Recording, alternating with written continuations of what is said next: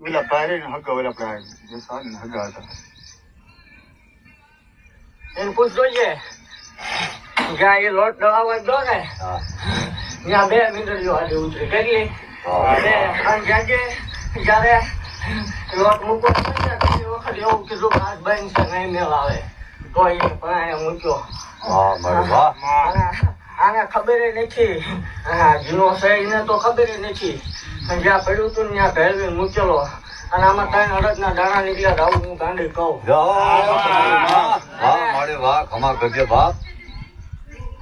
અને આમાં જો ભૂલી ન પડતી હોય તો આમાંથી 3 અડદના દાણા છે 3 જણા મોટા અડદના દાણા આવશે આવું હું ગાંડી કહું